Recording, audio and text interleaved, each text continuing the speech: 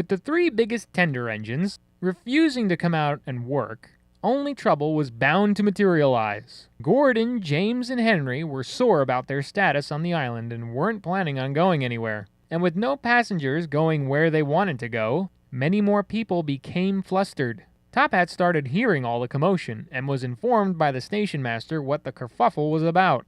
The station master came in. There's trouble in the shed, sir. Henry is sulking, there's no train, and the passengers are saying this is a bad railway. Indeed, said the Fat Controller, we cannot allow that. When he arrived at Tidmouth's sheds, the three smokestacks were as stubborn as ever. Gordon spoke on their behalf, claiming tender engines don't shunt. But Top Hat knew how to fix the day's issues, even though he knew, with Thomas gone, things have been different. In response to being denied work coverage, Top Hat requested Edward's help, who as usual was doing what he was told and doing it well. Did I not say this in the last video? Edward is such a respectable locomotive. Rarely do you see this guy upset about anything, or refusing to do something. I want you to push coaches for me in the yard. Thank you, sir, that will be a nice change. That's a good engine, off you go then.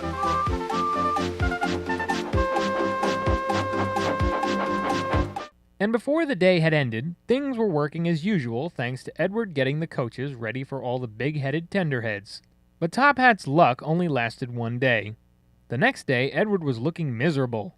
This was because the rest of the engines who weren't doing their work correctly were bullying Edward, all because he shunted their rolling stock the day before. They even went so far as to telling Edward he had black wheels, which in layman's terms means traitor, I'm sure. Reassuring Edward was not a treasonist, Top Hat realized that another tank engine needed to be brought onto the Sodor Railway. This is where we get our next major character introduction. Upon arriving at the engine depot, Top Hat was introduced to a small, four-wheeled green locomotive. If I choose you, will you work hard? Oh, sir, yes, sir. That's a good engine. I'll call you Percy. Yes, sir, thank you, sir, said Percy. And the Fat Controller brought him back to the yard. And now we see how Percy was employed by the big man. We also get a wonderfully bouncy little motif for him, too.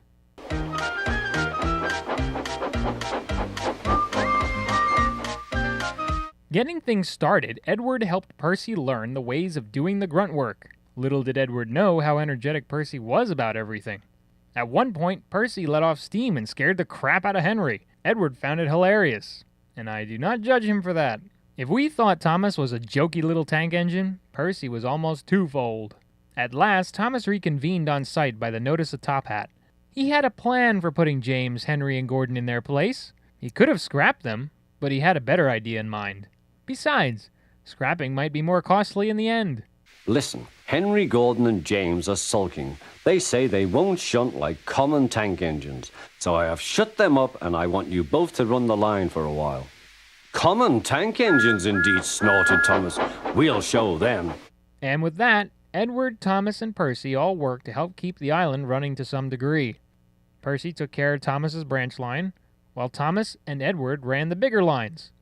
There were still only a few engines operating during the day, but they at least kept things moving, unlike the other three lumps on a log. Gordon, James, and Henry were cold, lonely, and miserable. They wished now they hadn't been so silly. Yeah, well, did you really think trying to force things your way would benefit you? Have fun not going anywhere, guys! This was a much more enjoyable episode for a couple reasons, even though it's not an incredible one. What's great is that this story again shows us that going against directives doesn't lead to what you want if you go about it the wrong way. Of the three, Henry should know that the best since he did that once before when he stopped under a tunnel. No matter what though, they'll learn eventually. Hopefully. Especially Gordon since he's the one who concocted the whole setup. Gordon doesn't even look disappointed in the sheds. He just looks tired and uninterested. Unlike James and Henry, who do look like they realize they made a big mistake. Seeing Edward again and watching his reliability ever more solidify itself deserves a thumbs up.